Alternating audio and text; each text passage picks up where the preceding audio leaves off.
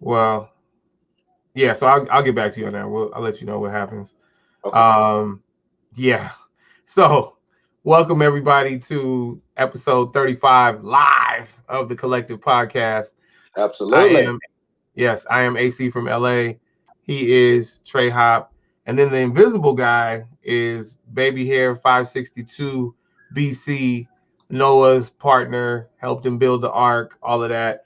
He's having technical difficulties. I don't know if it's his Android or his PC, but either way, his outdated technology is hindering him again.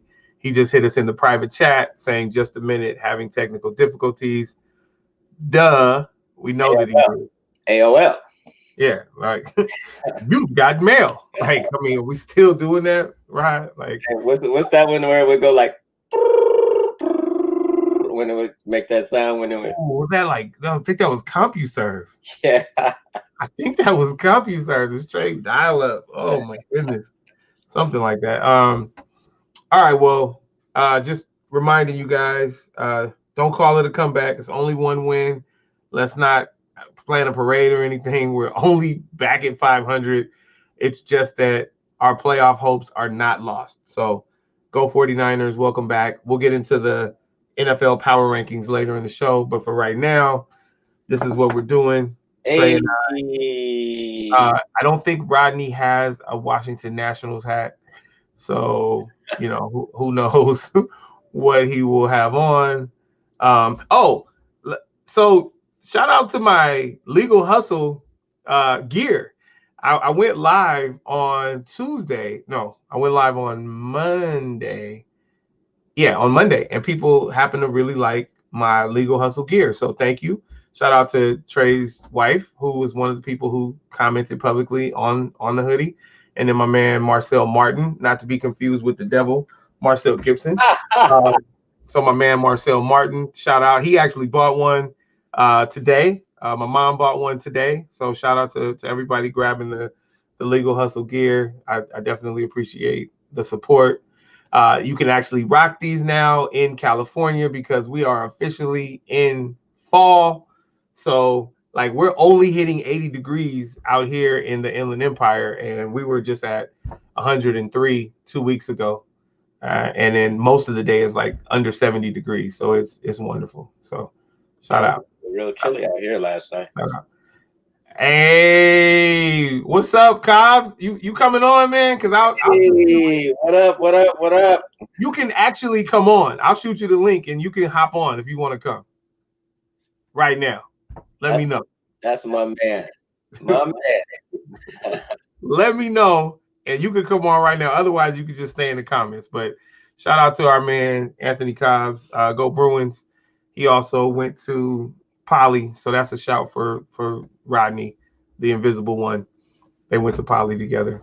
A lot of athletes came out of Poly and Rodney out of Poly. No, let me not do that. Rod had a nice track career at Poly, so let me not do that. But yeah, mad people came out of Poly. Yeah. Anthony Cobbs, UCLA. Mercedes Lewis, UCLA. Tyus Edney, UCLA. Lots of other people. I'm not doing that right now. I'm just saying a lot of people came out of there. All right, cool. I just wanted to give y'all the Bruins real quick. All right, so I don't know if Rodney's coming, so we're here, and shout out to Cobbs. Let's say so we had David Smoot come on here, and here he comes. We had David Smoot come on here and tell us that look, dance fever. Exactly. He got the shirt open. Yeah, you got a job interview this morning. I said we don't need no stinking undershirt. You can't go here with the groaning. Hey. Yeah. Wait. Yeah. Right is ready. Yeah. You need a man with sensitivity. A man like Baby Hair 562. Hey, shout out to the Dodgers. Shout out to the 2.5 Dodger fans on here. Also, shout out to Rodney, the other half of him that was going for the Nationals. I think he's all in for the Dodgers since he's been a lifelong Dodger fan. We'll forgive him for Hey, you know what? My issue with the pitching is actually coming to pass. The pitching is starting to look really raggedy, and they're just like patching stuff together. So I wasn't wrong. I was Anthony, wrong. Anthony said he's looking like Joe. man. So let me tell you, Rod. So you were wrong. Let me tell you why you were wrong. The pitching doesn't look bad. Well, hold on. No. Let me tell you. No. Okay. Yes. Okay. But Trey and I were just talking about this off camera. But let me throw this at you. So when the trade happens, we don't know that there's a pandemic, right? Right. I'll help you with that. So David Price, who was, I say, likely going to be the ace, but worst case scenario, he was going to be the third starter, would not have opted out. So I want you to remember that.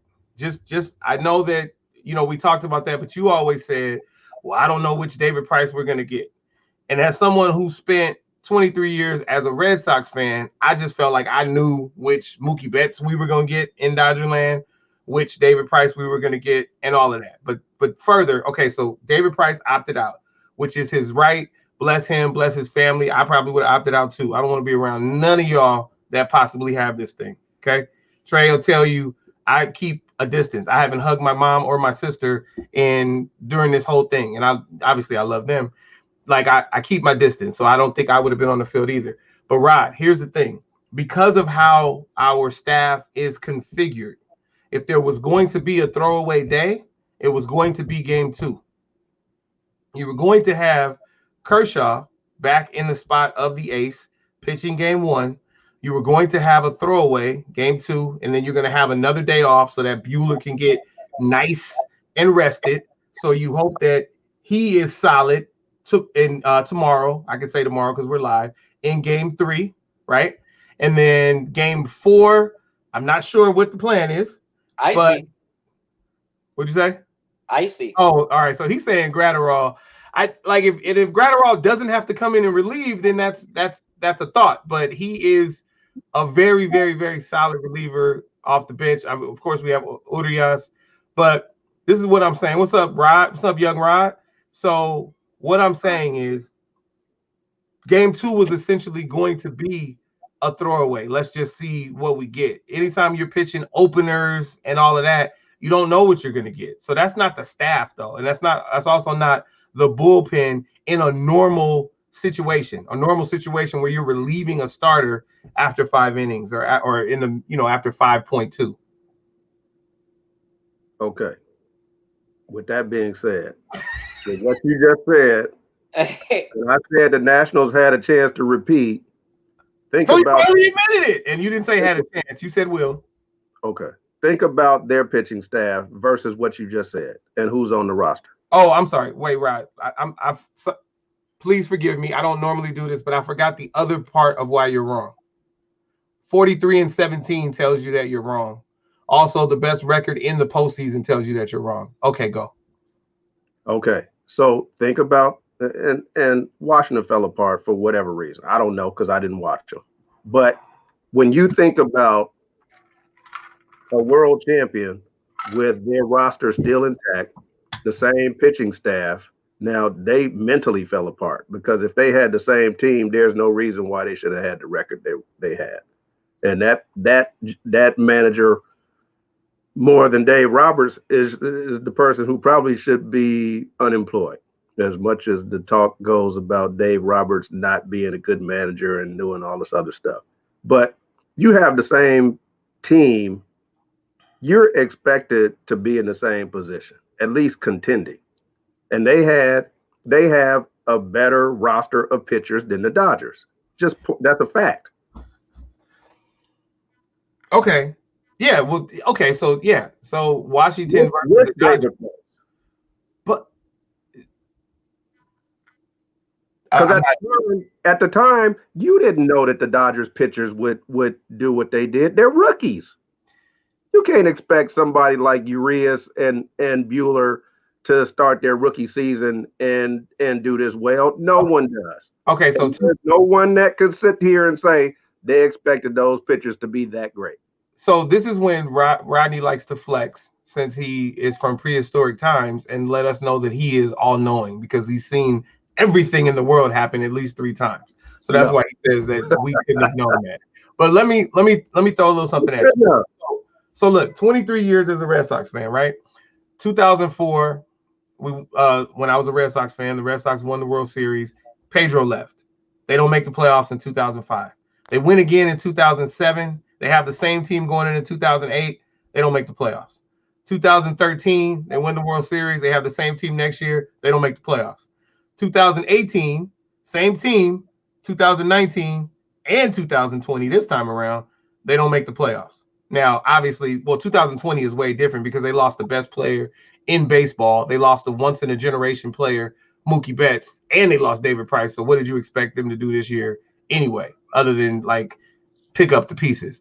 But what I want to say on behalf of the Nationals is, as a Red Sox fan for 23 years and going through 4 championships and then not making the playoffs the next year, I feel like they get a reprieve. Like, I know it's a beautiful thing, and that's why I love what the Dodgers are doing. It's a beautiful thing that they could win 8 consecutive National League West titles. It's a beautiful thing that they can go to the World Series 3 times in 4 years. I used to be impressed with Houston before I saw that they were cheating because I felt like they stayed relevant. And that's one thing that I never could get in Boston. It was like all or nothing every year. And I mean, it worked out more than any other team in the last 23 years. Well, 4 for them and 4 for the Yankees in the last 23 years. But the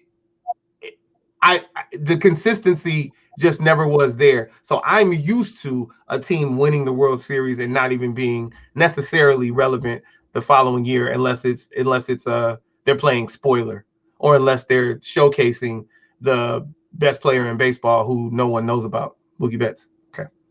Okay, so with Boston, in each of those times, they were retooling. They had a good farm system. They had things that they were already working with to keep them there.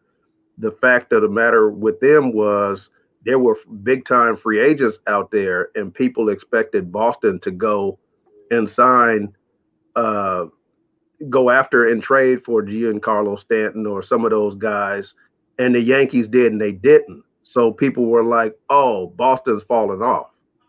Boston had a plan. So they were like, hey, we're going to take some L's for a year so we don't have to spend the money. That's been their philosophy. Yeah. But we can't say the same thing that's been the Dodgers philosophy because we don't know. Everybody with the Dodgers organization is pretty new. Guggenheim. I was saying I love what the Dodgers are doing. I'm saying I don't know what Washington was doing. I guess that's really the point, because that was your point. Like they didn't do anything this year and they have the same team. Right. And they don't have a history of saying, okay, we're gonna lay low and take our L's this year. And so I don't expect them with the same championship team to take L's. I expect them with their championship team to be in the mix, contending again. Okay. Especially when you got like several aces on your staff. I mean, you're supposed to win games just based on that. Can you do us a favor? Because I don't think I've ever seen a Nationals hat live. Can you go to your hat closet and grab your Nationals hat so that Trey and I can see it? You would have to get your hat out of the closet. I don't have one. You don't have a Nationals hat? Oh, that's surprising because it sure does seem like you love them. I don't. All right. At all. Like I said, I bet with my pocket, not my heart. Wait, is that a polo, Trey? I thought he had on like a dress shirt. That's a polo. Oh, that don't button all the way down? Just a regular Under Armour shirt. I don't know what you guys were talking about. Oh, no. Because on the inside, Rod, with the collar and then the gray, it looked like a straight button up all the way down. You just took off a tie or something. Yeah. No. Yeah. Return of the Mac. Yeah, Okay. for sure. You was like, why are they getting so excited? I'm wondering why Ricky Bell and Ronald Ronald DeVoe is talking crazy to me, but Ricky and Rodney. I get it now. I get Rodney, it now. Bobby, Ricky, and Mike.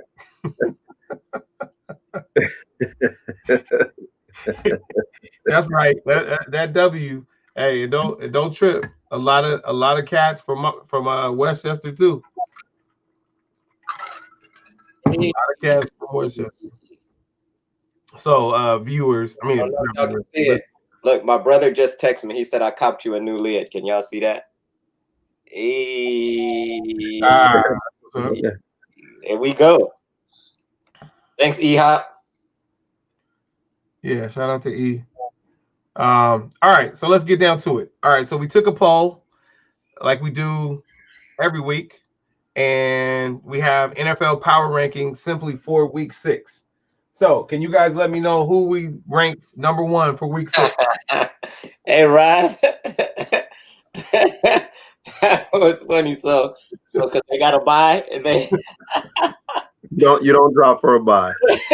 I could not stop laughing when you put that. I was all right. So let me drop. The number 1 team is the number 1 team until they play again. You don't drop for a buy. So let me let you guys know the backstory. So we do the power rankings first we were just doing it via text, and then we decided to do it via Slack. So I went in and said 49ers 1, Raiders 2, Eagles 3 for week 6. Rodney had the same thing. Trey comes in and graciously gives the 49ers a top spot, but puts the Eagles second after a loss and drops the Raiders and said they didn't play. So they're third. Yeah. And then Rodney politely retorted, you don't drop because of a bye. Now, if somebody else does something better than you might have been expected to do, then that's something different. And that's how, we got the number 1 spot for week 6. But surely the Raiders really do look good. And the crazy thing is, I feel like it's shout out to Janet Jackson and Tupac, poetic justice that the Eagles are playing so hard and yet losing, because they are breaking Trey's heart. I don't want them to really break my mother-in-law's heart, but if it's a byproduct of it, it is what it is. Trey is not a gracious winner, and that's just the bottom line. And so I at this point love to see his teams fail, his teams that are not my teams, because he's not a gracious winner. That being said, my 49ers are 3-3. We could be 3-13 when this is all over, or we could. Okay, because at 8 o'clock tonight, we'll be back in the number 1 spot with 2 wins. 1-14-1 in first place. Hey, Rob, what did I say? 4-11-1 could get you the NFC East crown. I wasn't lying, was I? No, you might get a division title with 2 wins. My goodness. Uncle Tony and Rodney, who your favorite baseball player is? Who's your favorite baseball player? Daddy. No, who's your favorite other than that? Me. No, what you said last night when we were watching. There you go. Bet on yourself. Who'd you say? Mookie. Hey, did you hear that? Colin kept saying last night, he was like, hey, Mookie, where's Mookie? Is this Mookie? Number 50. Hey, that's Mookie. That's my nephew right there saying Mookie gets it done. That's lovely, because my cousin Don's son gets it wrong.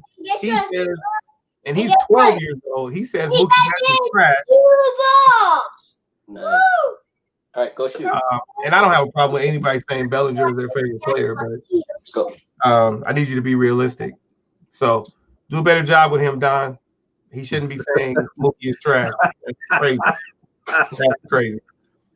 I put him on put. I said, listen, you're done. I'm not talking to you anymore. You got to wait 48 hours to talk to me again, because you are talking nonsense. Mookie is trash. Kareem Abdul-Jabbar is trash. Like, listen, I know you're 12, but you have to have some sense. You share my blood. Like, come on. Or I don't know. Maybe he shares the rabid side. I don't know. Anyway, so what we came up with is it was a consensus, right? 49ers Yeah, Raiders got that. Raiders got that. Yeah, Raiders got that.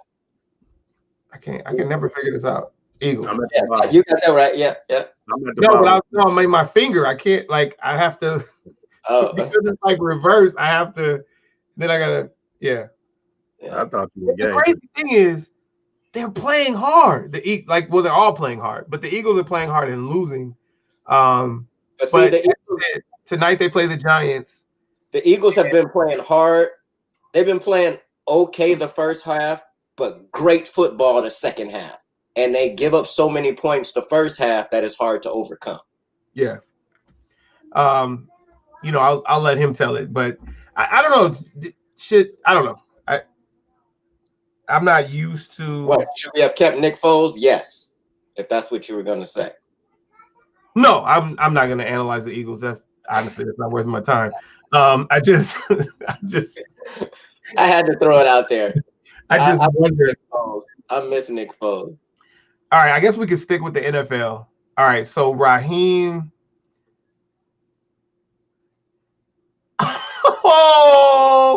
Uh-oh. Hey, we talk about the return of the Mac. Well, how about the return of the mouth?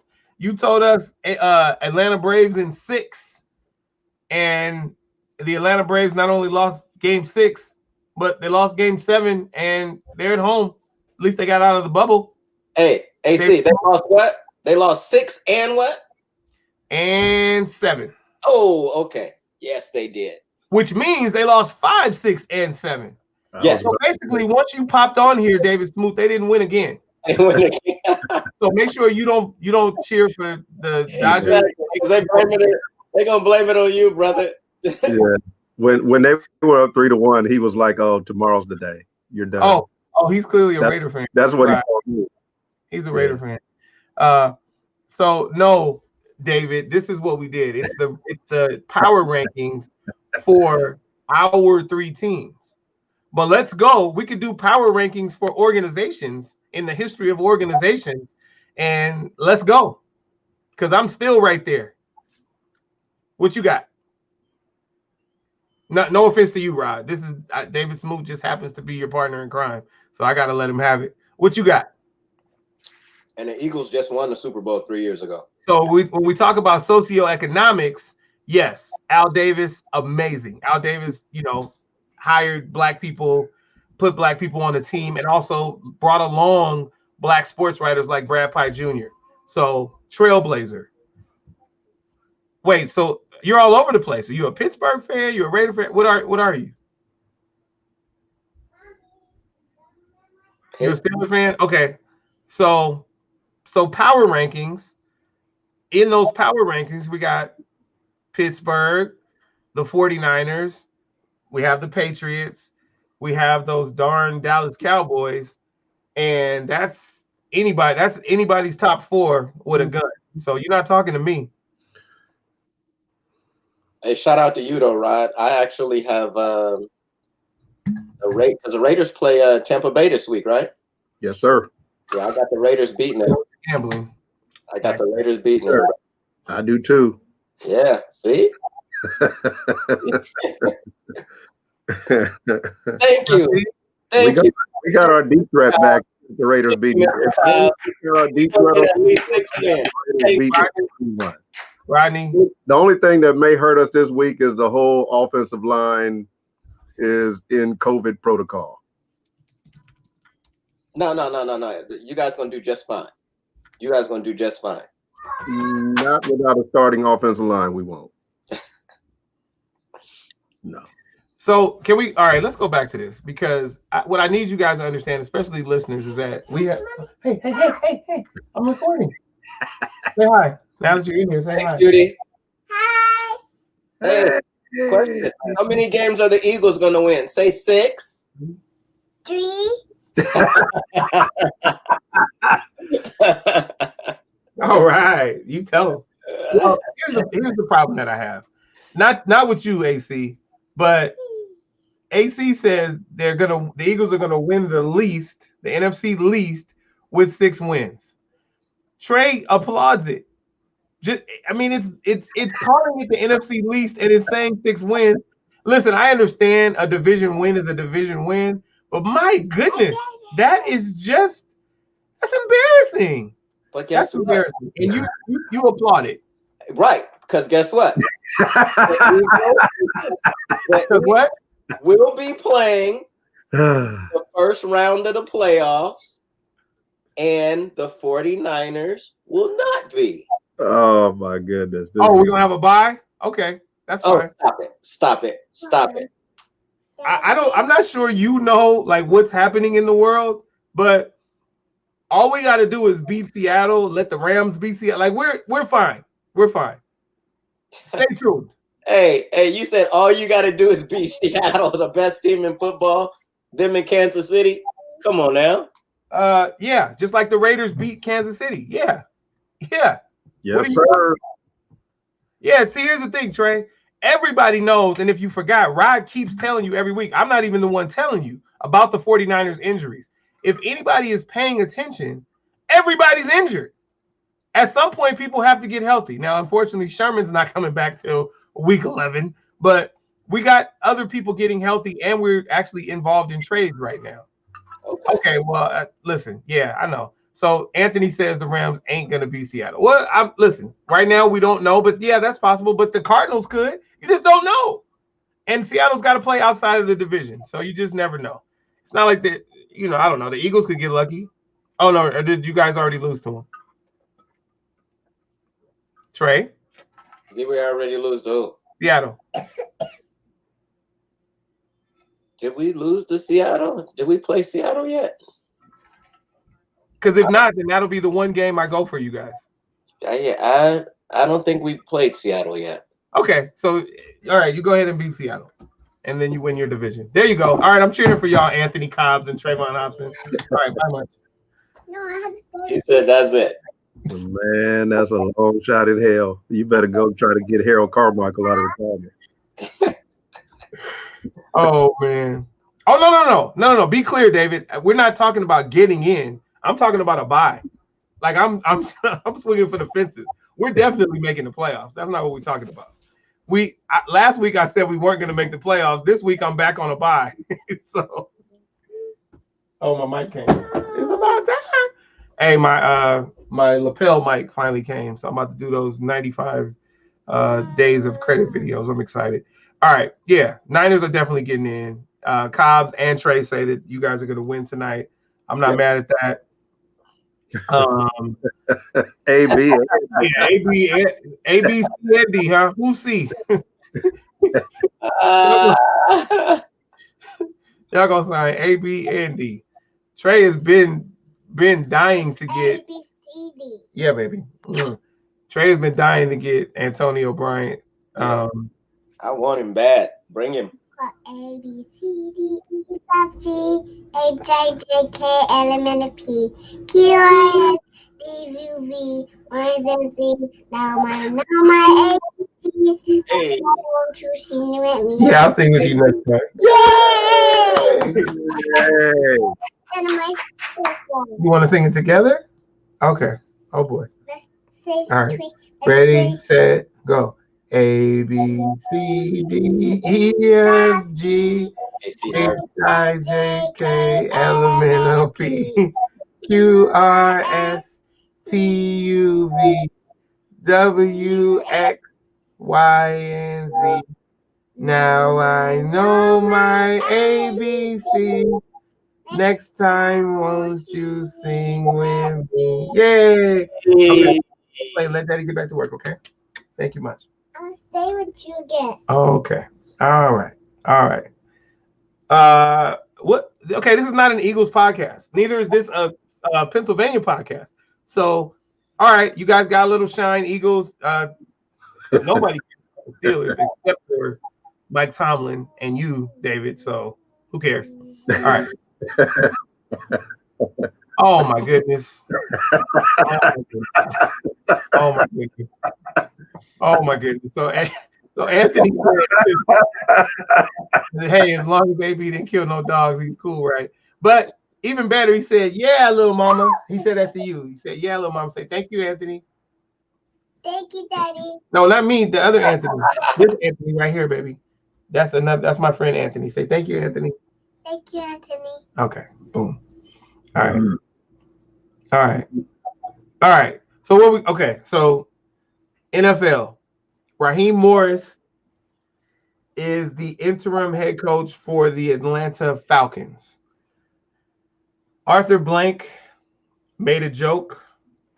I thought it was in poor taste, saying that if Raheem Morris goes 11-0 to finish out the season, he will be considered for the permanent head coaching job. What do you guys think of that? What'd you say, Rob? You got to go 11-0 to be considered. 11-0 to be considered. Munchie, Daddy's recording. You gotta be quiet. What does Adam Gase have to do? Does he just have to have a practice? Because he's definitely not winning, and he got a job. He has to show up, I guess. I'm going with Mommy now. Okay. See you later. Go through the side. Go through Kayla. Go through the side. And don't swing it all the way open. Just go through. All right, bye. Bye, Mom. I need that. Oh my goodness. All right. So I don't know what thank you, Anthony. I appreciate you. Yeah, that would be weird. No, it won't.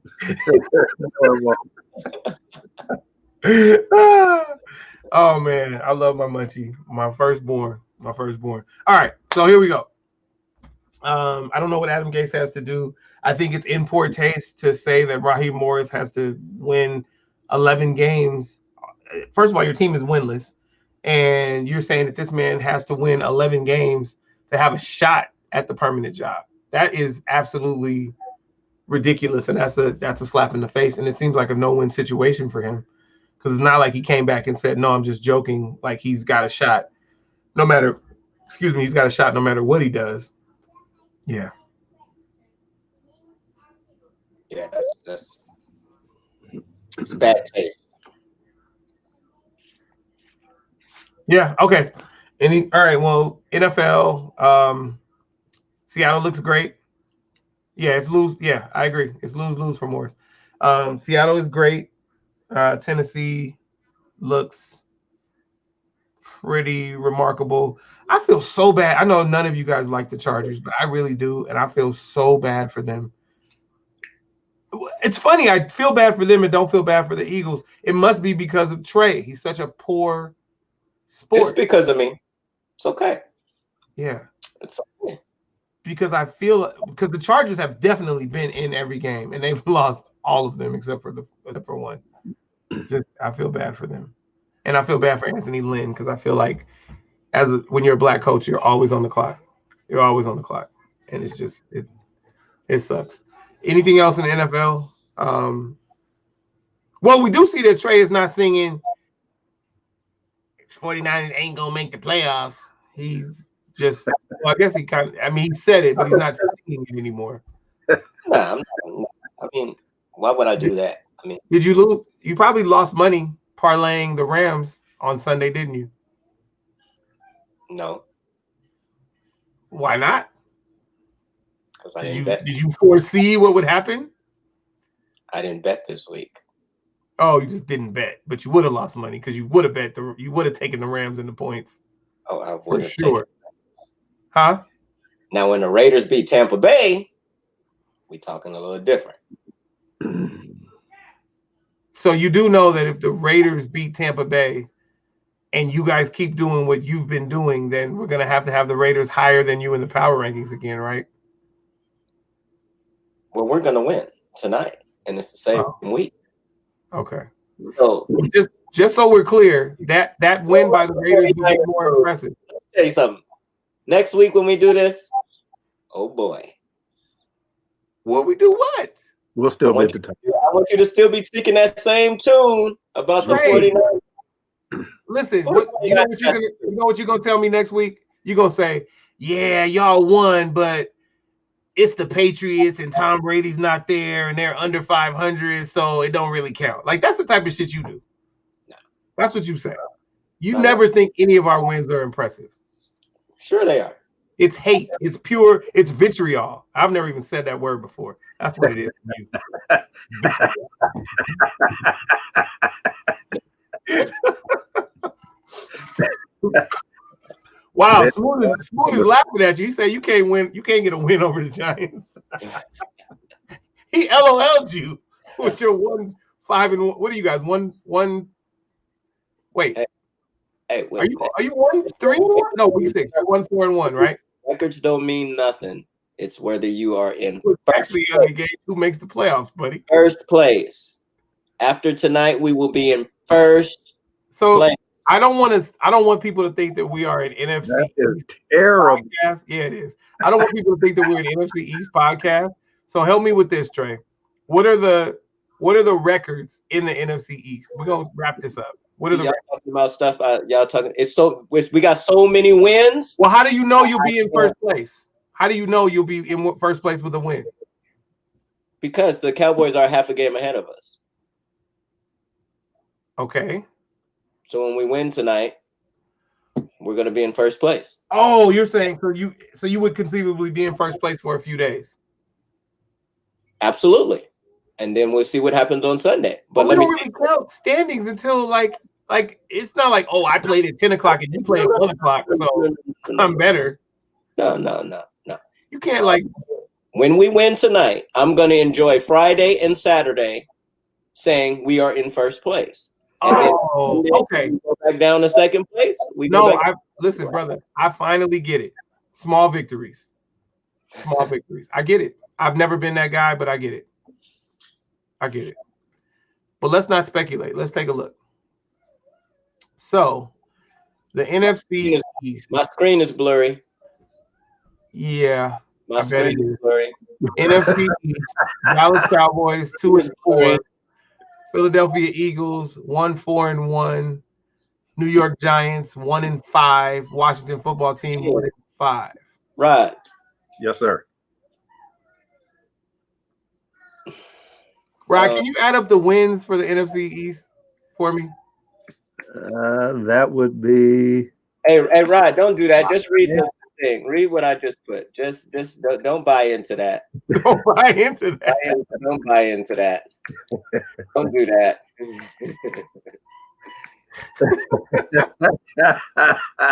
Oh, what is this? What is this? Rod, don't do that. Don't share that. Oh, I didn't share. So who did the Eagles tie? Yeah, Cobbs, come on. Let Anthony in right now. Let Anthony in right now. He wants to get on right now. It's so bad that stop it. They're not even showing us who they tied with. Oh, the Bengals. Fly. The Bengals. Fly, Eagles fly. What's the Bengals record? They're the same. 1-4. The same. They're at the bottom. Anthony, I'm trying to tell him to send you the link so you can come on. He don't want that. The same. He don't want that smoke from us. Listen, well, first of all, we at least know that Anthony Cobbs is a little more versatile. Thank you, David.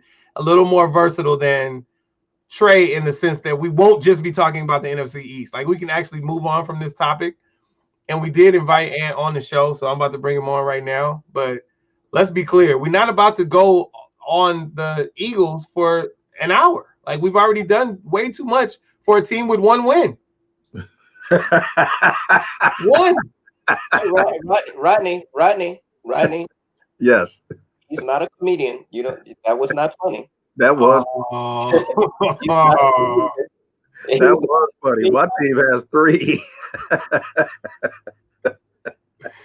Oh man. My see, team up on me. Oh, that's funny. Gang, Trey, listen, Trey. Okay, we're gonna move on from the NFL because this is absolutely ridiculous.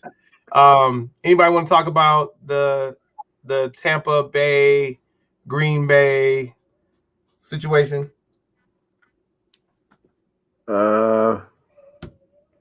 When they had Aaron Rodgers as Jesus Christ's grandson, and he just went out there and threw interceptions, bad passes, and everything else. My bad, Dietrich. My bad, Trey. He's right. You don't have 1 win. You have 1.5. My bad, Dietrich. Hey, now that's funny because I felt it was disrespectful when they said 1 win. That's funny. Trey, it's so bad you didn't even know you had 1.5 wins. I'll take the half. I'll take the half. My man. I bet you will. Hey, that 1.5 has you out of a tie for the stellar with Washington and New York. Yep. Whew. That's it.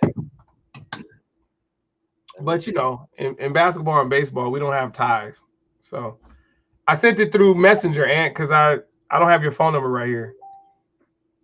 I sent it through Facebook Messenger since I figured you're already in there. But what's up, Dietrich? It's been a while. Hope all is well. Go Dodgers. Or as Rodney would say, go Dodgers since the Nationals are out of it. That's funny.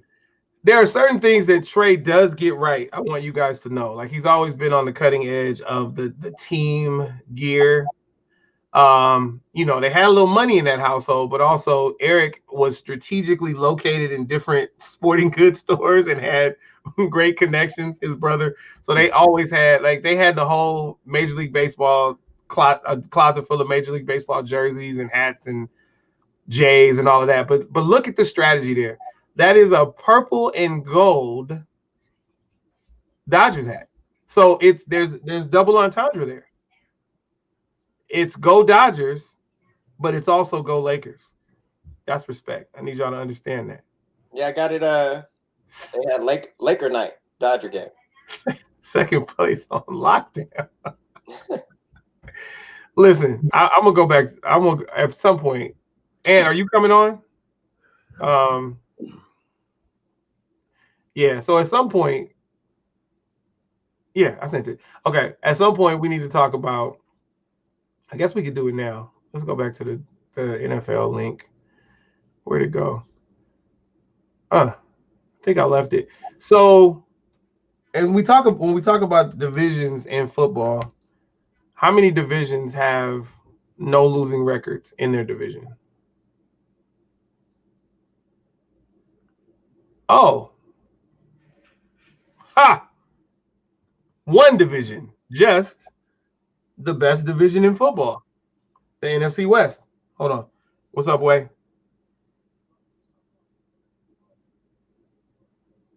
Start calling. Yeah, we can go with that. Okay. Well, thank you. Y'all talk. Like, hold down the podcast. We was letting you do your thing.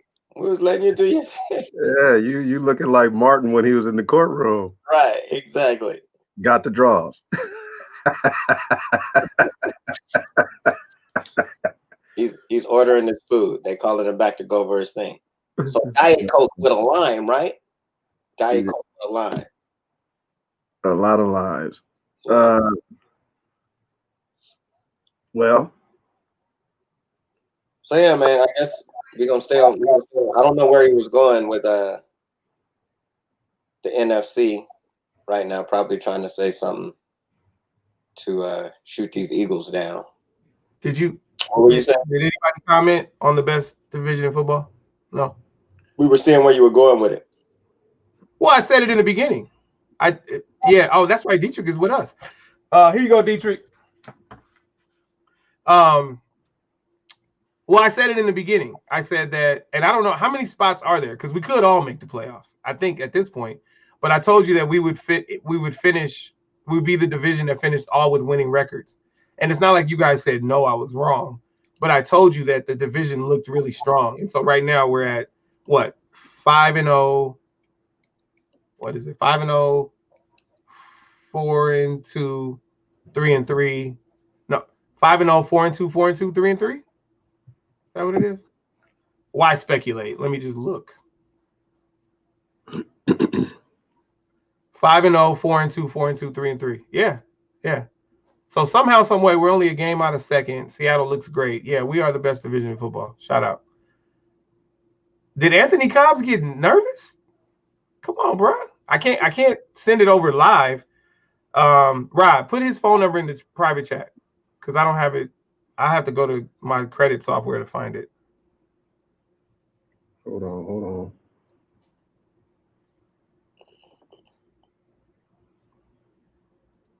Because then I could just text it to him. And it's in Facebook Messenger where we first started talking about the other thing. All right, we're about to text it to you.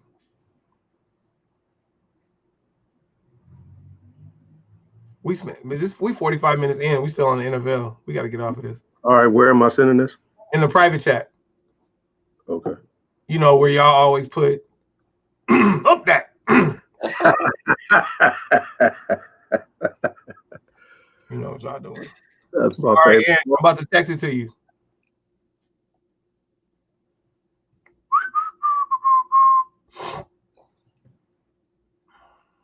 So, okay. Let me get that. Dun, dun, dun, dun. You will be the first person that ever just came on our live. Yep, Eagles fan. Come on. Always welcome, brother. Come on. Fly on. Hey, but Rod, can you help me out with something? Those wings been clipped for a while now. Here we go. 7 spots. So what does that mean? There's just, how do you do 7 spots? Is that one person with a bye or 3?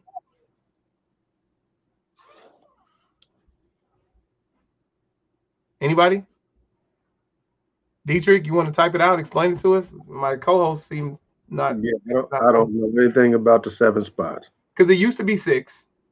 Okay, so one has a bye, and then we have. Okay, that makes sense. Yeah, one has a bye, and then 2 plays 7, 3 plays 6, 4 plays 5. Yeah. Oh boy.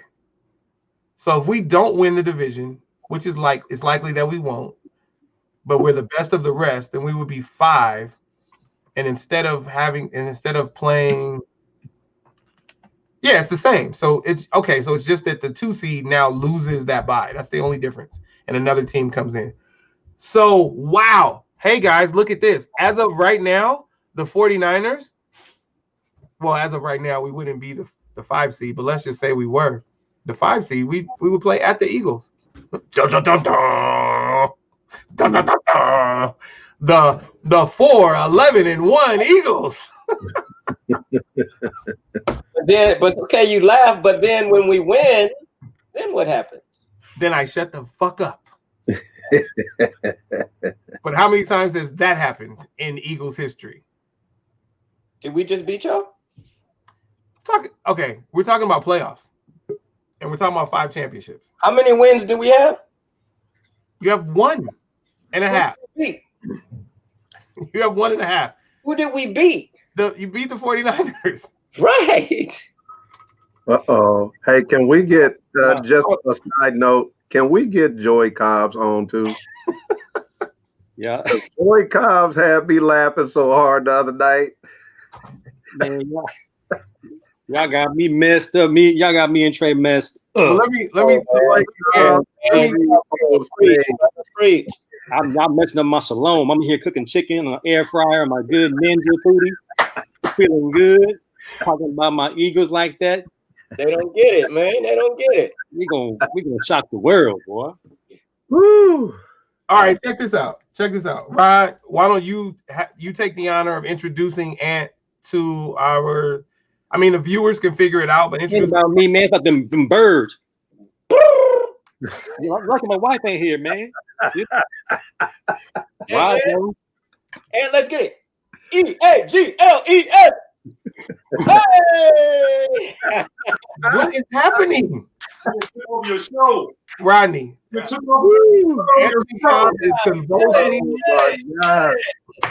That's a scene from Alfred Hitchcock. He is over there embarrassing the Bruins. Okay, Rodney, introduce him to our listeners. All right. So this man is one of my fellow Long Beach Poly alum. He didn't have the luxury of playing football for Howard, but he did have the honor of playing for UCLA, which was a school. My long Going to UCLA before I woke up and went to Howard. UCLA was the top of my list. He is Mr. Videographer. He's Mr. Comedian. Has a beautiful family. Played NFL for the Saints, and surprisingly, an Eagles fan. Mr. Anthony Cobbs. I had to put it on mute. My Ninja Foodie just finished the air pressure. All right. So yes, listen, first of all, thank you, viewers. Thank you, listeners. This is episode 35 of the Collective Podcast. We are live. This is what we do now. We appreciate you. I am AC from LA. That is Trey Hop. You got it. This shit is so hard. Wait. How you doing, baby? There it is. LA. Don't make no sense. 562. And then this is my guy, fellow Bruin, Anthony Cobbs, my man AC, joining us on the Collective Podcast. So we appreciate you. And just like that, we're done talking about the NFL. So back to baseball. We got 4 Dodger fans on here. All right. So Rodney, all jokes aside, Rodney is terrified of the pitching. Rodney did not expect to lose last night. I felt like we could take it. I feel like we're good with games 3, 5, and 6. I'm not sure about 4. I don't really know what the plan is for game 4, but I also feel like we can always attribute these losses to breakdowns in pitching, which may further what Rodney is talking about. But when we have certain people starting, we don't have these problems in the postseason. So what do you guys think? Oh, is that what we're doing? I just noticed that you guys have multiple hats on. That's all we care about. I got you guys look like you in Philly. That's it. Hey, neither one of you guys got bused to school, but you both look like you did, if you know what I mean. Hey, when you got champs to wear, when you got nothing but champs to wear, the little meat bus, yeah, that's me. Meat. All right, think, man. This is what's gonna happen. All right, so we saw Kershaw game 1. We got a bullpen game 2. That's like the Lakers not playing game 3 versus the Heat. They saw the ratings were down. Nobody watched the game 1. They said, hey, Dodgers, why don't y'all take it easy, make it a game. If y'all lose it, we're going to make it up for you with a couple calls during game 4 or 5. This is what's happening. This is my conspiracy, man. This is all set up for Kershaw to win game 7. This is what it is. I had the boys winning the gentleman's sweep. We got Buehler tomorrow night. Buehler going to pitch 6. No run innings. The bullpen will give about 3 or 4 runs. We're gonna win like 6 to 5 or something like that. Game 4, we put up Redhead May. He gonna go about 3 or 4 innings. We're gonna go Gooderall. We're gonna go, Kelly, all them guys. Get to Jansen, and he gonna make us sweat because he gonna be giving up that lazy cutter he throw these days. And hopefully we play hard. We get close to a dub. It probably won't work out. Probably ends up going 7. And guess who's going to be on the mound game 7? Kershaw. And we're going to have to pray. Everybody that believes, send in a special prayer to your intercessory prayer group at your church. Put Kershaw on the list. Be specific that his stuff is working, especially first inning. That's when when I turned the game on the first game, I was hot. It was already 2 guys on base and he was sweating. I'm like, this is the first inning. What's going on? But that's what it is, man. Our pitching is shaky, man. As good as it could be. I think Rod had it on the knot. These guys ain't seasoned veterans yet. Kershaw's the only seasoned veteran we got, and Buehler's our actual ace. So right now, it's up to our bats. When I saw we were down 3-0, 5-0, I was like, our bats got to come alive, man. If the bats don't come alive, we're going to be in trouble. Yeah, and I was actually cheering for Joe Kelly when he got put in the game, and he just got stroked every pitch. It felt like you could just feel each one coming. Like a game of punch out. Body blow, left. I mean, it was bad. It was bad. So Well, Bueller's supposed to pitch the next game, and then Urias is supposed to pitch the game after that. Yeah. But I listened to Big Poppy last night, and I'm with him. Like, what's the strategy of giving a game away? Just kill them. Don't give games away. Just kill them. Yeah, I would have. Me personally, I'd have put Bueller in last night. He'd have been my guy. Well, here's the thing. How much rest? And here, listen, I'm not here to question anyone, but because I just got here. I just got to the Dodgers, as you guys know. But the thing for me is, if you have to have a game of openers, so I didn't know Urias was the answer for 4. So that helps me, right? Because Urias clearly couldn't have pitched Clearly Urias couldn't have pitched last night, right? Yeah. He couldn't have pitched last night. And if we look at Bueller, you pitch him last night, and if he's not rested enough, it's a disaster, because then what for game 3? That's what I'm thinking. And so you give him 2 extra days of rest, and then it's like, okay, now we can really shut them down, and we can at least win the next 3, and maybe it does go 6. Is my thinking, or no, that would be 5. If they slipped one in, then it would be 6. But my thinking is, if you're going to give one up, give that one up. If you have to give one up, then give that one up, and then you have 3 games in a row, right? So there are no days off in that little span where you have Bueller, Urias, and Kershaw, and then you have a day off again, and then I don't know what the plan will be for game 6, and then I imagine it will be Kershaw for game 7. So I think Bueller will be again on game 7. I think that's why he's pitching now. I think Kershaw would be 6.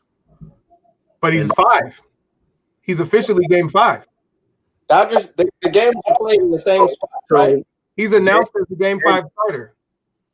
Okay, because game 3 is Bueller, and then game 4 is Urias, and then Kershaw is 5. Yeah. Dodgers played their playoff games there too, right? You know what? I think I just answered it. So it's our ace at 7. It's Bueller. If it went to 7, like I said, I don't know what it would be for 6. Yeah, Bueller will be the 7th. Jansen. I guess it would be Urias again. They should have gone and just let Jansen get his out the way last night. No, listen, Jansen, man. Jansen He's coming for y'all. He's coming for y'all. He came in. He closed 2 big games, y'all. Come on now. He did, but he's got to go ahead and get that same game out the way. I don't want him to. Let me tell you, it's been a while. He's really only good for 2 innings. Anything after that is a stretch. Well, hold on a second. First of all, that's a disrespectful statement. Second of all, he's a closer, so he shouldn't have to pitch more than 4 outs, Trey. He shouldn't have to pitch 2 innings. I know he's a closer, but I'm saying when people try to start him and try to have him do what he's not known for, he's a closer. Right. And that's he's blown. Dave Roberts. I need y'all to stop. There's enough people out there doing that. Enough what? People second guessing Dave Roberts. Oh no, I'm not second guessing him. Let that man steer this ship. I told y'all who the difference was. I didn't tell you, Cobbs, but I told them in February. The difference is 5-0. And I don't mean the police. Mookie. Roberts told you. He said, what's the difference between 2018 and now? If we would have had Mookie Betts, we damn sure would have won. Exactly. He's different, man. Mookie is the difference. He's that dude, man. If Mookie could play basketball, I'll put him on the Clippers. They win the championship. He's the kind of guy. Clippers never win the championship ever. Clippers had Mookie Betts. They win the championship. I just know Mookie Betts, man. He's that dude. It's not necessarily rah-rah. It's something of an energy thing, and any other situation. Them guys would have probably been hating on the brother coming to join the team. As you have noticed that the Dodgers ain't had a real bro in a long time.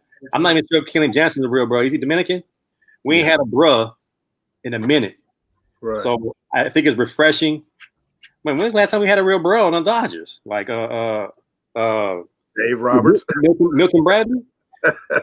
Like Milton Bradley was the last bruh, or Gary Sheffield. What's the dude? What's our guy that went to the Padres? That guy. Machado, you know, bro. No. The brother, the brother. Tony Gwynn? No, Chris Gwynn?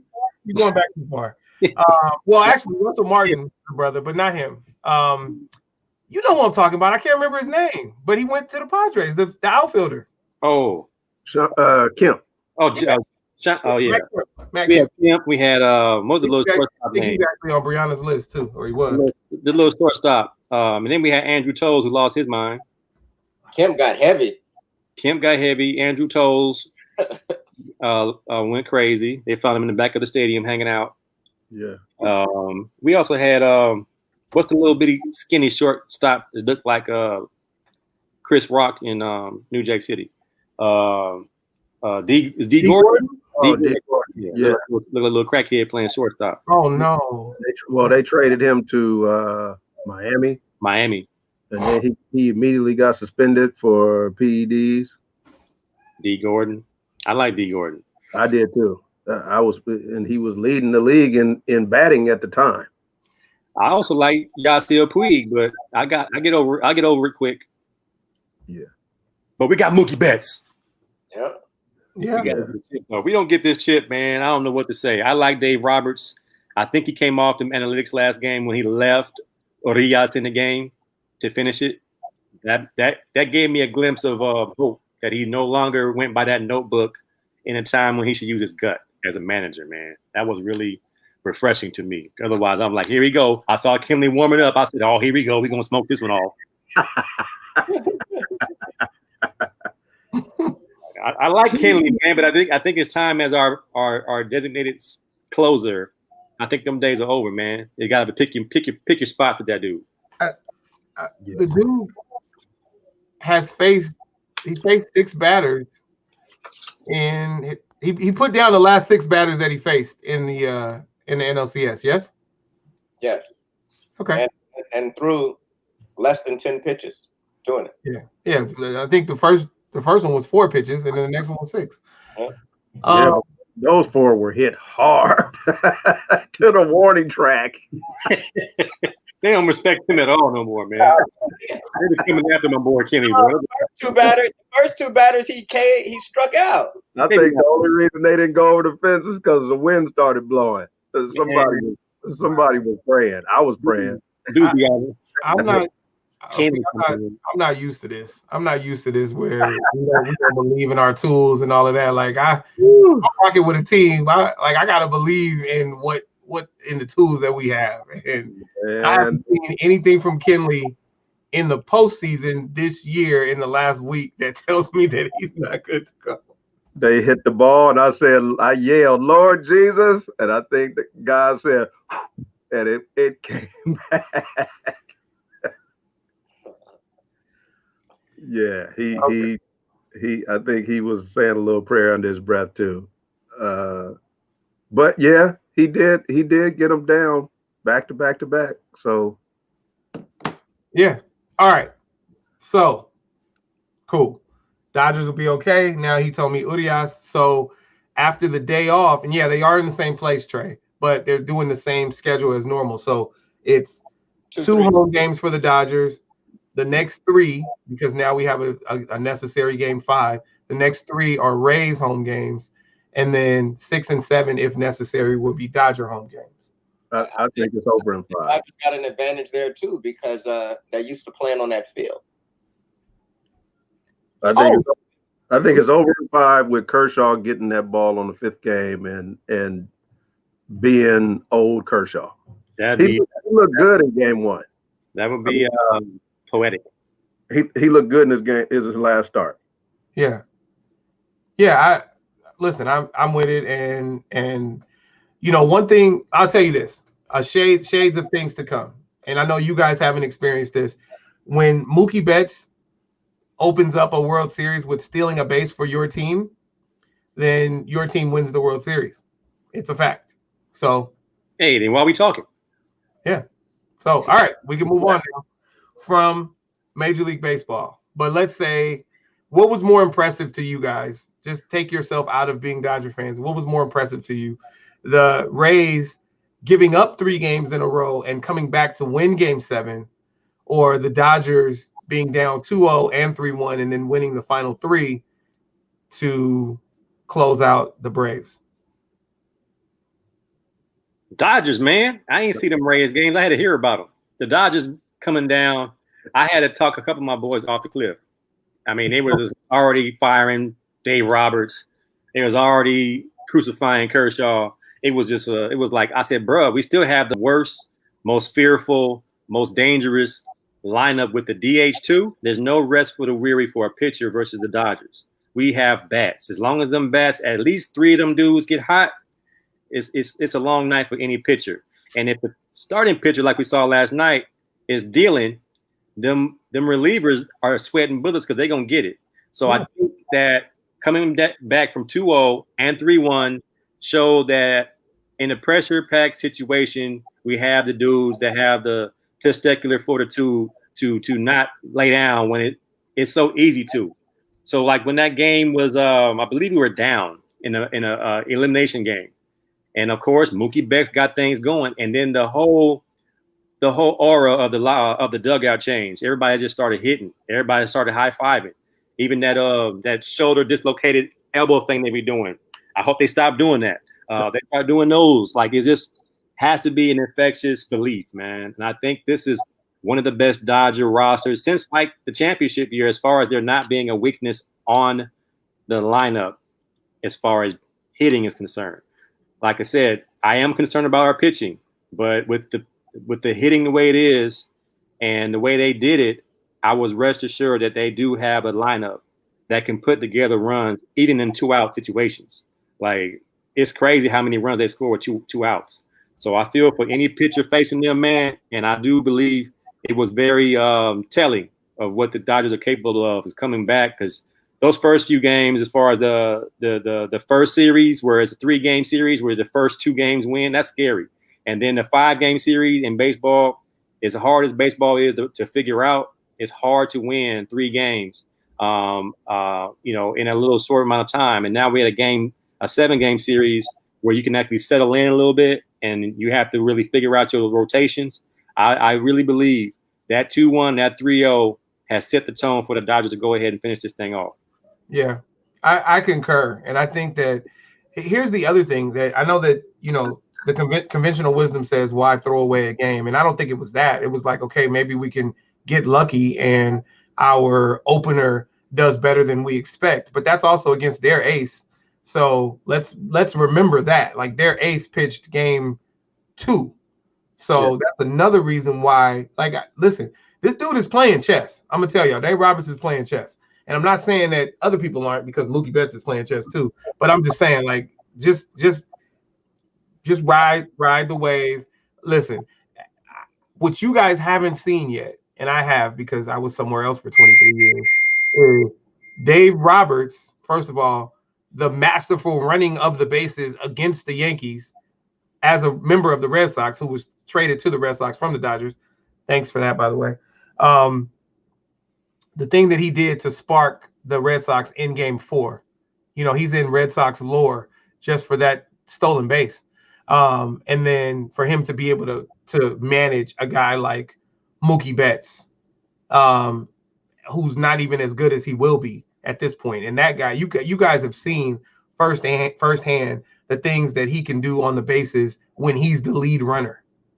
It's a game changer when he is the lead runner and is on base. So I think the Dodgers look good. I think the Dodgers will be just fine. And it's a bonus that we all happen to be Dodger fans. So that's great. Dusty Baker, he was in a tough situation. He had to go manage the cheaters. I thought he did a phenomenal job with a very injured lineup. I thought that they exceeded expectations, and I was never cheering them because they're, by and large, they're cheaters. But what did you guys think of the job that Dusty Baker did with that team this year? Excellent. Considering what he was taking on, and the situation he was put in, you couldn't do better than that unless you actually won the whole thing. Yeah. Okay. they played well, man. Hats off to Tampa Bay. That was a huge obstacle to overcome because Houston had all the momentum after winning 3 in a row, after being down 3 in a row, coming back, winning 3 in a row, and then being ahead in Game 7. They went up 2-0 in that game. Yeah, but just hats off to Tampa Bay. Like, I was pulling for the Dodgers the whole time, of course, being a Dodger fan, and I like the way that we came back.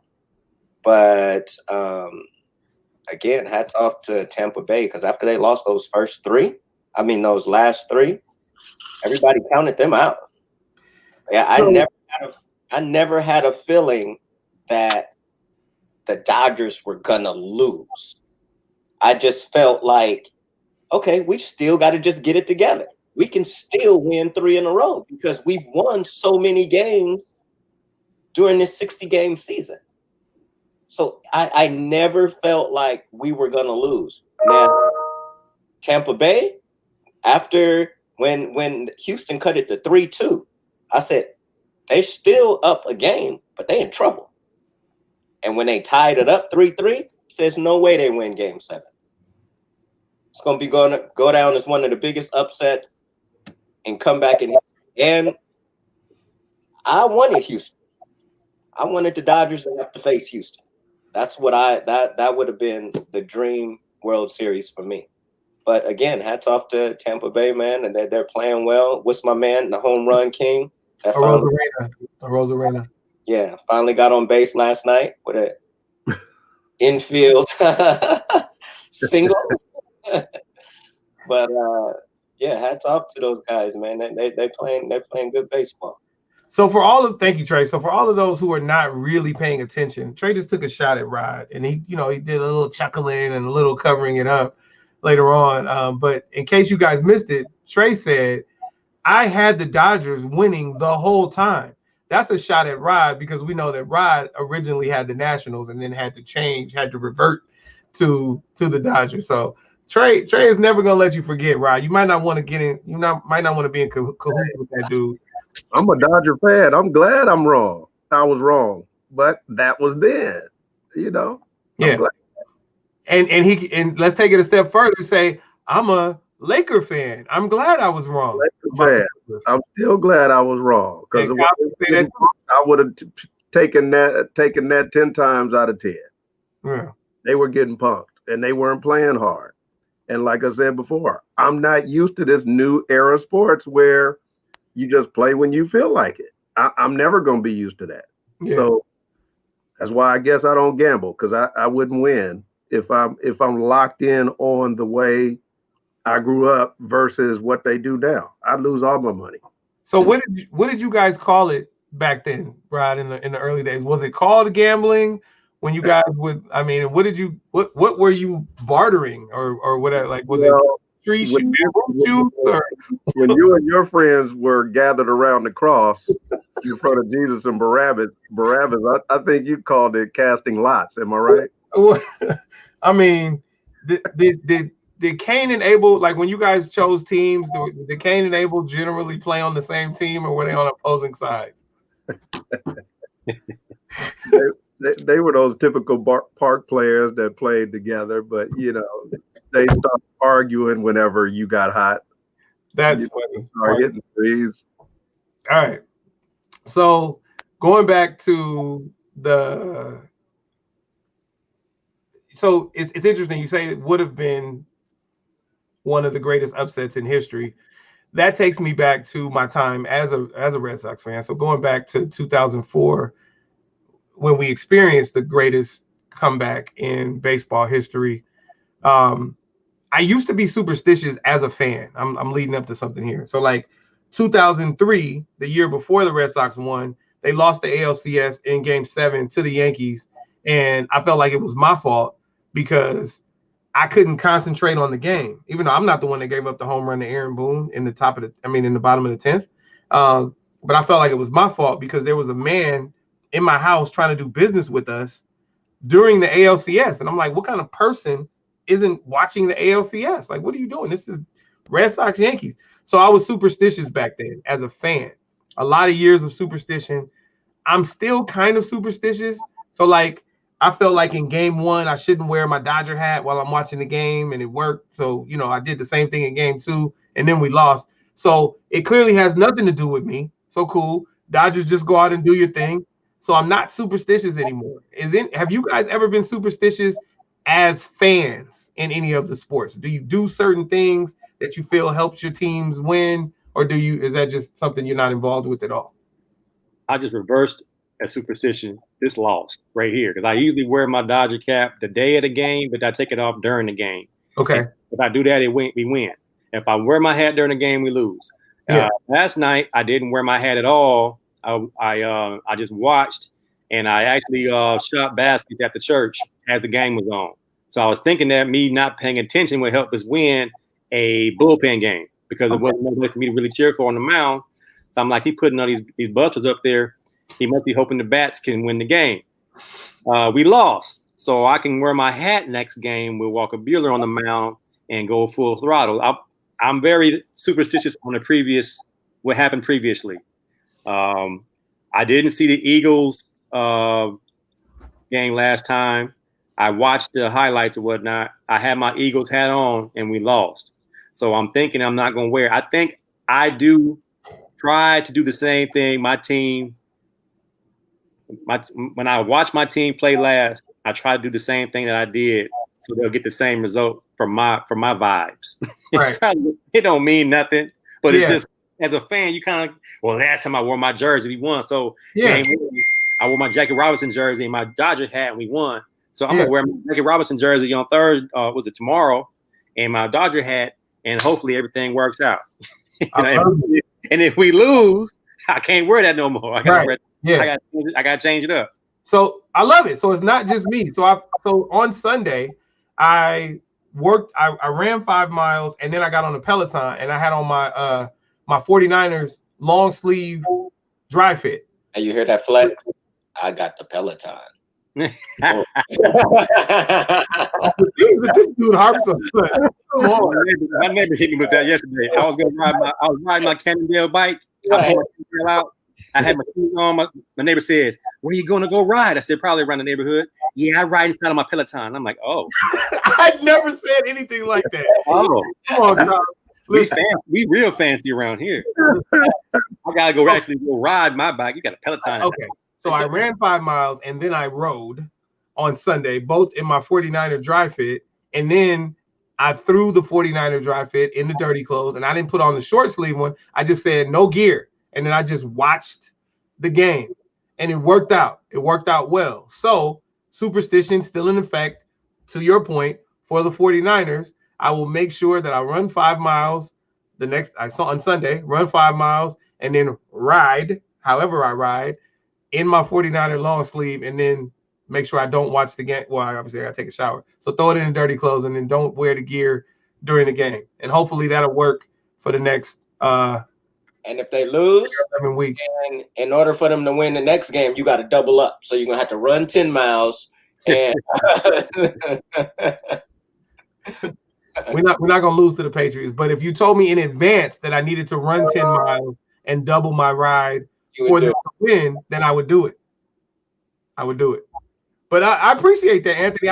I've never even asked anybody about that. Like, people know, or they used to know, like, don't call me during certain things. And I'm sure Rodney has figured it out. Like, sometimes he'll call me when a game is on, and I'll just send him the voicemail, and he can figure out why I'm not answering. Trey got a taste of that the other day, but he was calling with good news. It was when the Dodgers had that 11-run first.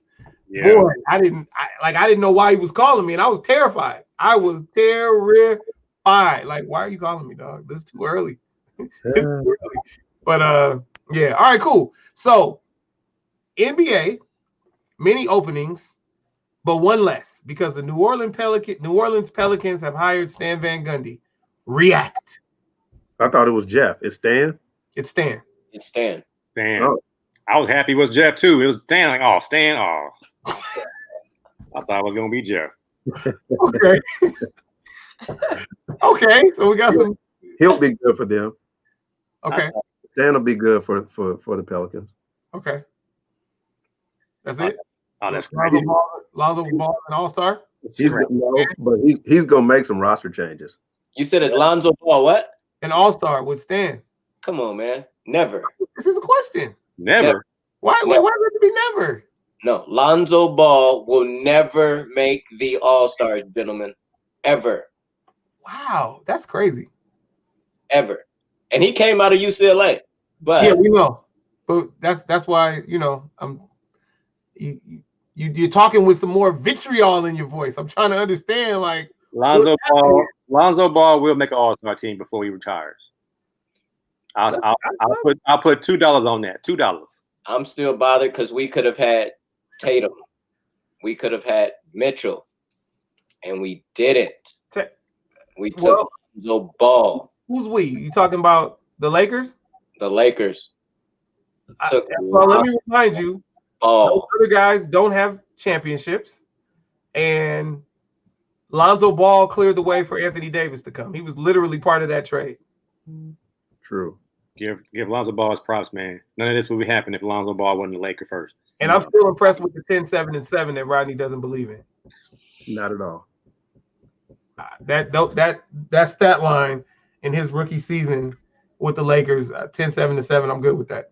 Any one of us could go get 10-7-7 right now. I can't. So I'll leave that to y'all. You can. I can go if they need three, it's coming off long. You don't even have to jump for it. You can go get 10-7-7. Question: Which ball brother has a better season this year? Lonzo. LiAngelo. So depends on where LaMelo gets drafted. I say Jello. Jello going to the NFL. So he gonna come out the gates with a better season than his brother. So who got the top pick? I mean, the dude had a growth spurt. He like 6'7", point guard. Who's got the number one pick? Wait, who got the it's not. Was it Golden State? No, they got the third pick. Third pick. Which is cheating. Pelicans got second, right? Really? They made the playoffs. No. They got somebody else's pick? Oh, did they have our pick? Well, it doesn't matter. We won the championship. So no, I think the Warriors got the second pick. NBA draft pick. Yeah, but we're talking about who's got the top pick, Trey. That's what I'm trying to think of right now. Hey. Timberwolves. Yep, Timberwolves. Yeah, so when you say better season, I don't know. I think it's relative. Do you mean with stats? Do you mean with wins combined? Do you mean how they impact their team? Stat-wise. Well, would he be the number one option in Minnesota? No. Yeah, so there you go. That's going to be Karl Anthony Towns. He might not even start. Golden State is number 2, Charlotte Hornets, and then Chicago Bulls. So, stat-wise, he'd probably do better with the Bulls. But I don't think he's gonna be the top pick. I don't think he'll be the top pick. To Minnesota? Yeah, I don't think he'll go to Minnesota. I think the Warriors might get him to trade for a piece or something. Yeah, but Minnesota needs a point guard. All they got is pretty much playing point guard Jordan McLaughlin, whoever he is. And D'Angelo Russell plays point, but yeah, that's his position. As much money as they gave D'Lo.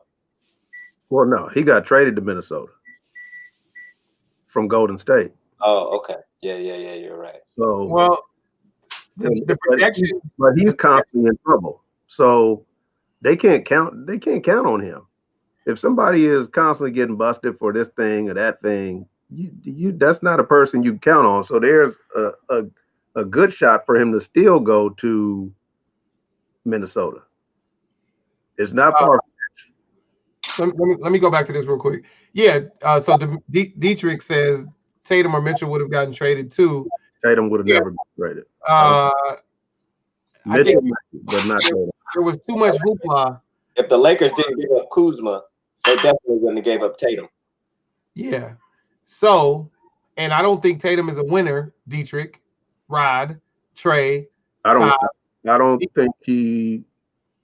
I'm not saying he can't get there. No, I mean, and you and I agree, because I said before, to me, his game is not growing at the rate that it should be. Yeah. Coming from where he came from, his pick position, and the ceiling that they had for him. When I watch him play, now, did he grow from the time that Kobe worked with him up until now? Yes, he did advance some as far as his ability to get shots that he wants, but he still holds the ball way too long in the shot clock and then settles for bad jumpers. And if he doesn't fix that, it's never going to get any better. And that's the thing about this era of ball playing. You can still get 25 like that because the person with the ball in their hands can keep the ball in their hands every time down the floor and shoot. Yeah, and I'm going to say this, and you guys may think this is blasphemy, but I'm not going to say starting a team, but if you're saying I can have one Celtic, and of course I don't ever want a Celtic, but if you're giving me one Celtic, I'm not taking Tatum, I'm taking Jaylen Brown. And that's he said ever. He got to put out Rondo. That's just where I am with it. Wait, okay, so all right, hold on. So I get Dietrich, you got to type quicker. So this is in response. Dietrich is saying for AD, yes, he would. Back to saying they never would have traded Tatum. No, I don't think any of us agree with you, Dietrich, because they wouldn't give up Kuzma. So they wouldn't have had Tatum and given up Tatum. They wouldn't have. Maybe if they had Tatum, they might have given up Kuzma. But if they didn't give up Kuzma, they wouldn't have given up Tatum. But maybe the strategy would have been different. If you have Tatum, you don't even go after Davis. You go after someone else. I don't know, but I'm just glad we didn't have Tatum or Mitchell, because shout out to my Bruin, Lonzo. He was one of the right pieces to go for Davis to come. And now if Davis continues to grow as a player, I feel like he can become an all-time great. But I feel like he's got a lot of tools that people need to help him utilize. All right. So now going back to Stan Van Gundy, Dietrich says Stan doesn't seem to do well with young players. So you're saying that it'll be a disaster for him there outside of Drew, or what are you saying? He didn't do well with Dwight Howard, but who did? He did well with all the rest of the players that they had. But no one was getting along with Dwight Howard. Howard was getting along with Dwight Howard. Yeah, I don't know, Dietrich. I think Stan just he wins. I mean, he doesn't win championships, but shit, he might have won in Miami if Pat didn't take the reins from him. He may have won in Orlando if Kobe wasn't in the way. Well, Kobe was in the way, so let's stop that. Right. But about what I'm saying, he has his teams where they should be. Stan Van Gundy can coach. Listen, when you come from the Pat Riley coaching tree, I'm generally good with you, because Pat Riley is my guy, and that doesn't change. So, I like. I want to see Mark Jackson coach. Switching reels. I want to see Mark Jackson coach. Like, bottom line. Yeah. It's a shame that he's not on the bench somewhere. Yeah. And he can't go be an assistant at this point, but I wish he had a head coaching gig. Yeah. All right. So don't want to get depressed here. All right. We good here, NBA? You ain't got to feel bad about Mark Jackson. He's chilling. He had the best job in America, really. Yeah, but he wants to be a coach. Yeah. His whatever they're holding over him to not allowing him to be a coach can be, if you forgive Marv Albert for hacking a lady up with his teeth, you can forgive Mark Jackson for taking some players to church or for whatever views you didn't agree with that he spoke out about. And if you didn't know that he could just flat out coach, like all you got to do is listen to him talk the game. Like, right. And that's on the selfish side. I don't want him to coach because I think that basketball needs him. Like we need him as we watch basketball. And if he's coaching, then we're going to hear from him a lot less. But I just think that as a leader of men, as a developer of talent, I would like to see him back there. You know, it's the Mark Jackson setup for the Warriors. It's the Tony Dungy setup for the Tampa Bay Buccaneers. Yeah. All right, here we go. Back to Dietrich. You have to give up something in the trade, especially for AD. Ingram got included. I like him better than Tatum. Staying in Detroit, not so good. Yeah, I like Ingram better than Tatum too. But I'm just saying he would have been valued more because of all that came with Tatum. He was valued as a lottery pick and still is, even if he hasn't lived up to it. So it was clear that Lonzo was not in the future plans of the Lakers. But anybody that really was in their future plans, they kept Kuzma. And now who knows what they're doing with him. Well, and Lonzo was in the future plans of the Lakers until AD was available and until his daddy, pissed off Magic to the point where Magic told him, don't you bring your A back to the stadium, talking crazy to my players. Because you remember at the time when they were talking about trades, it was Father Ball who was being the most outspoken and making the comments, well, they won't win without my son and and he's going in the media saying all of this stuff. And Magic didn't come out and publicly say something. And I would read a lot of comments and they were saying, oh, Magic scared of this dude. And I'm like, it puzzles me why when we think of certain players or certain people, we don't go back and think about their personalities. And that puzzled me at that time about Magic. When people were like, oh, Magic's not even saying nothing. He just letting this dude do whatever. Like, come on now. We know Magic. Magic is a man's man. Magic is not going to be disrespected and not have a comeback. And he didn't publicly put the guy out, but you just didn't see LeVar Ball ever again. Yeah. So it's the same when Magic gives respect to all these players. Like he'll say, oh, LeBron is in that conversation for the GOAT or MJ is the GOAT. Truly, we grew up on Magic Johnson and know that Magic feels like there was no one better than him. And if he was on the court, he would still feel like there was no one better than him, including LeBron and Kobe and anyone else you throw in there. I think what he says, to just grow the game and give props to people.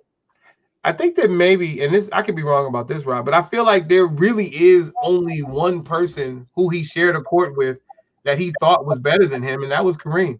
I really do feel like he deferred to Kareem and felt like Kareem was better. But I'm with you. Like if he had a chance to play with Trey, he would say Trey was better because Trey's a nice guy and Trey could tap. And he didn't say we were better at the sports club when he was cheating us when we was beating. When he was cheating us. Yeah, because that's not on camera. That's Rod's point. Never get that like point. Whatever Magic needs to do to win, no different than other players. Man, his will to win was just as big as anybody else's that they talk in that way about.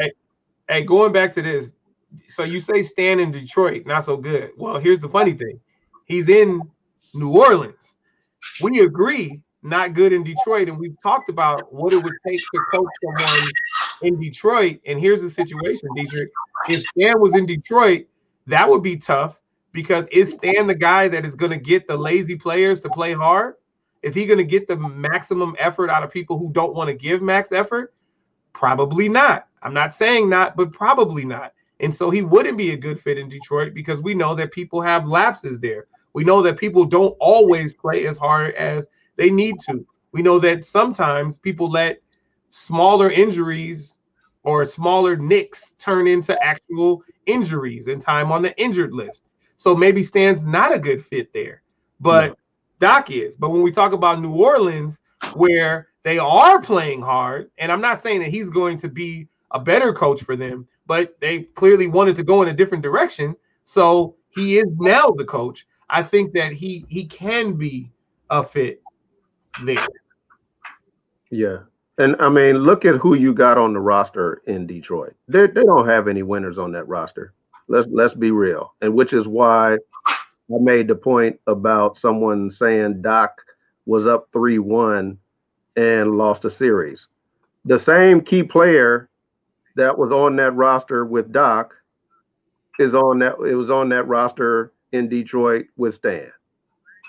Wait, is he still there? As far as I know.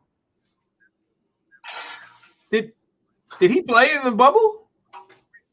I didn't see him in the bubble, but I don't look for him. I didn't watch Detroit because I didn't want to see him.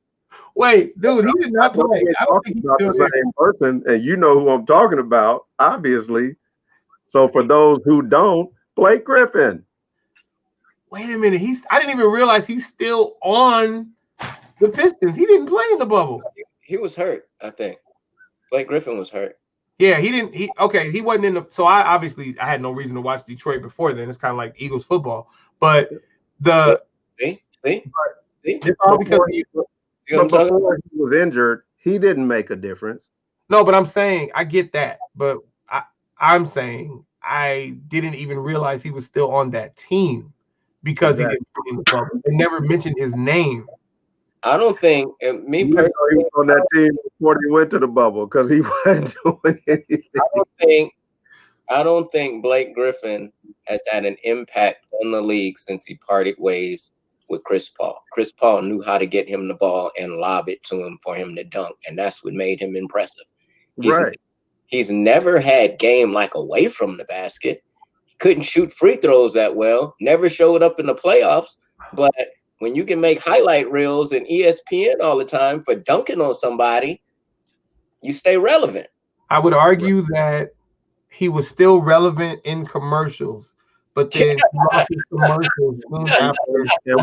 And once Kia came out with the Telluride, they got rid of him too. They knew that they were growing in different directions. Wait, what? But why couldn't he get on? At least go to the sister company and go to the Hyundai Palisade. They couldn't have to do that. No, they were going in different directions. And he clearly could have gone to Jersey Mike's, but they got Aaron Judge. So, oh well. Yeah, he got demoted everywhere. Yeah, I've been telling people for years he had no skill. He was uber athletic, and that's it. And you can't win a championship with that. You can win some playoff games. And we all went to school or knew someone who played in high school, whatever, college, who had ultra leaping ability, but they couldn't throw a rock in the ocean. I mean, when I was in high school, it was Stevie Thompson, and some other cats. Yeah, Blake Griffin. If he had a game with 16, 2 of them, he dunked on somebody. You thought he had 40. But let's be clear, Trey. Let's not lose this alley-oop that Rod just threw us. So when Rod says throw a rock in the ocean, that was actually a sport when he was coming up, throwing rocks in the ocean. Like that's the game that they used to play before sports actually existed. So were you good at throwing rocks in the ocean, Rod? Skipping rocks. You got to skip it. You just can't. Well, you know, we have moved on to the ocean because you and your fellas were still at the Red Sea. So you know, we had advanced. We had advanced since you started. How old are y'all, man? Okay. Rod's age is considered timeless. Rod's an Illuminati, man. Rod went to school with Ron Palmer Rod went to school with Michael Wiley and Charlie Edmonds. And when I was in high school, Rod was still in high school. So something ain't right. Well, that's why he's baby hair 562. Baby hair. It ain't his hair. I'm about to watch that documentary though on was it Netflix? Not documentary, but it's an actual feature called Bad Hair. It's a movie about a weave coming to life. Wow. I had to send it to my wife. I said, we watching this. I know we don't do horror, but we watching Bad Hair. It's about a weave. I know too much. I'm gonna watch that one. It's true. It's a true story. Yeah. Wow. But Blake and DeAndre Jordan, neither one of them had any offensive skill at all. They look good blocking shots or getting a lob, but that can't win you a title. So that's why I kind of throw that thing about Doc not being 3-1 and not winning out the window. Because it's like, for me, he did better than he should have with them on the team. And Chris Paul was the biggest part of that. But if Chris Paul starts getting banged up or having a sore groin or sore hip or whatever, and then we remember the play on the sideline where they challenged the call and it was reversed, and then the Clippers didn't get to keep the ball. It went to I can't remember who they were playing and lost to that final game. But In the bubble? No, this was when Chris Paul was with the Clippers. Oh. When they really started putting this emphasis on replaying, who touched the ball out of bounds and all of that. I mean, yeah.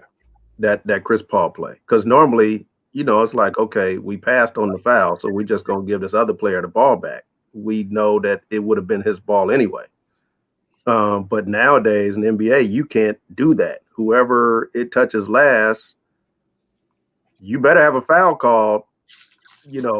If there's a foul, you can't pass on anything now. Yeah. You better have it, or you're gonna just have to bite the bullet and give that offending team the ball. Yep. All right. That's but those things came into play when Doc lost that 3-1 lead. Got you. So one thing that we've been working through for the past 35 episodes is having Rodney read cues and read the room. And Rodney is a great sports mind, but he is terrible at reading cues. It's very hard to get him to stop talking. Somehow we just got lucky. So we're gonna go to the closeout, but we're gonna let Anthony close out too. But before we close out, I want predictions. So Rodney, tell me who you have tonight. Eagles or Giants? I already know who Anthony and Trey have. Who do you have? Eagles or Giants? I have the Giants. Okay. And then we know who Rodney and Trey have, Raiders and Buccaneers. Anthony, who do you have, Raiders or Buccaneers? I know Rod's a Raider, but I got to go with them Bucks, man. Okay. Well, your buddy Trey is betting on the Raiders, and that's why he wants the Raiders. But that does change everything when you got some money on the line. You will pull, even your fantasy team will have to pull for teams you don't like. But he did choose. It's not like he got cornered. He did choose to bet on the Raiders. Yeah, point spread. Was it point spread? Better see if that offensive line is going to be there first before you make that bet final. Straight up bet or point spread? Oh, I get point spread. If you're gonna give me points, I'm taking them. Oh yeah, that's different. Yeah. All right. Well, I'll give you some points. All right. So who do you guys have? 49ers, Patriots. I got Cam in one of the fantasy leagues. Give me them Patriots. Patriots. I heard you the first 3 times, Trey. Oh, okay. Can you hear me now? I'm gonna say Patriots. Okay.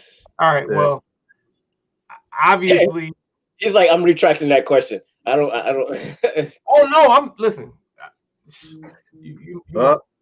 Trey, I just told you the Raiders are keeping 4 of those offensive linemen off the field.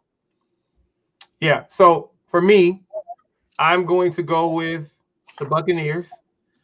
I'm going to go with the Giants just because Trey is a poor sport and sore loser. So I'm going with the Giants. I don't even really care. I don't know. Like, that whole division has a combined 5 wins. It's disgusting. See, 5 wins in the NFC. Let me change my hat. You go over here tripping. Exactly. All right. When we win championship, 2017, right? Okay. All right. Hey, listen.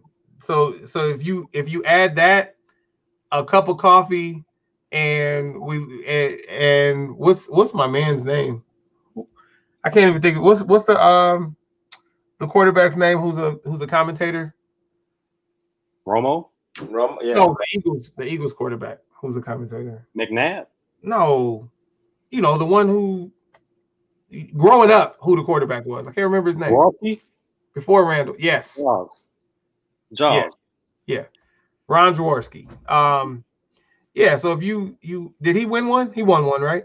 No, our 3 championships came before there was the first Super Bowl. We got 3 championships. They weren't called Super Bowl yet. It's called football championships. We got 4 championships.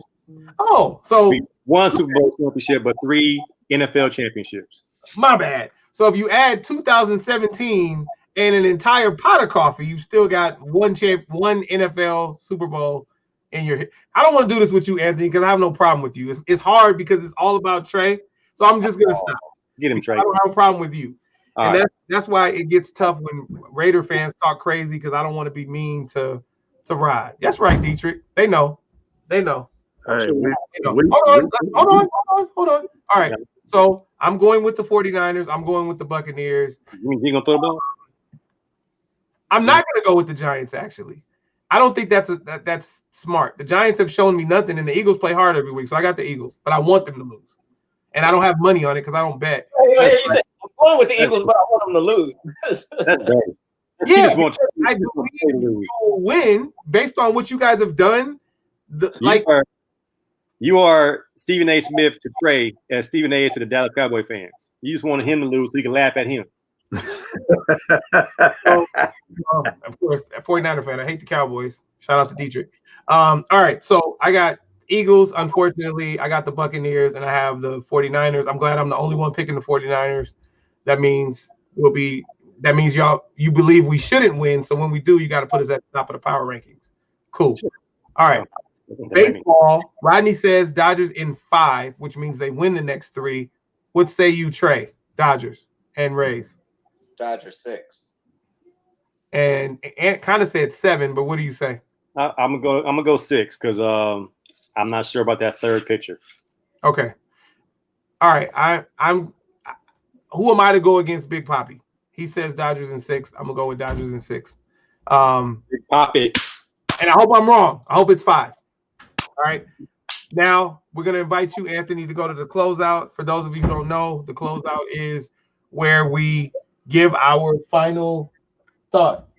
Hi. See you in a minute. Okay. The closeout is where we give our final thought on whatever we want to give it on. It needs to be a minute or less. Anthony, go. My closeout is enjoy it while you got it, man. Sports is supposed to be a escape from this reality we're living in. I'm actually working right now, but coming on here, man, was a breath of fresh air for my lunch hour. I ran this morning because I knew I wouldn't be able to this afternoon. I'm actually doing my ballots. I'm going to go finish this off. My wife's finishing her off. My daughter's going to finish hers off. We're going to walk it right to the big box at the county register office. We're going to do our due diligence as Americans and continue to stay positive in this time of pandemic. God is good. Y'all be easy. Appreciate having me on, man. Peace and love. Appreciate you coming on. Thank you for that. Rod. We less than 2 weeks away. Exercise your right. Vote. My vote is in. Track your ballots. Doesn't matter where you put it in the ballot box or if you take it to the post office or if you stand in line. Track your ballots. www.ballottrax.net. It will tell you when your ballot was mailed to you. It will tell you when your ballot was received. It will tell you when it was sent over to the registrar, and it will tell you when it was counted. You will get 4 text alerts or emails, whichever you pick. Other than that, keep watching sports. Stay safe. Tune in again. All right, Trey. 3 things, man. Vote. Wear your mask. And watch the debate tonight. I can't do it. Watch the debate because they're going to be able to mute 45. And when they mute him, you're going to see this is it's going to be, you don't want to miss this. They're going to be able to mute, and you can see body language. It's must see TV. Must see TV. I would almost pay pay-per-view for this. You can mute that changed everything off all the time. I'm gonna have to watch now. Wow. That's he gonna go nuts on that mute. Stop muting me. All right. Well, all right. We appreciate that, Trey. So for me, just going back to the GOAT conversation we've been having, just consider a different acronym for GOAT. Let's try GOTE and go with greatest of their era. That makes the conversation a lot easier. Anyway, moving on from that. Go 49ers, go Dodgers, go Lakers. 1 down, 2 to go. I got Dodgers in 6. Please vote. And I was listening to the Joe Budden podcast recently, and Maul said, yeah, when y'all say vote and say you don't care who we vote for, y'all don't really mean that. I do. I just want you to exercise your right to vote. If you vote differently than me, I can't do anything about that. The issue I have is that if you are misinformed and you're spreading your misinformation, then that is what becomes deadly. So do what you want, but try not to spread misinformation. That's all I'm saying. Please wear your masks. Don't spread misinformation about masks. All of you who are helping your kids while at home, you're playing teacher at home or teacher's aide at home. I salute you. Keep it up. I know it's not easy. Everybody be safe. Thank you for tuning in to episode 35 live of the Collective Podcast.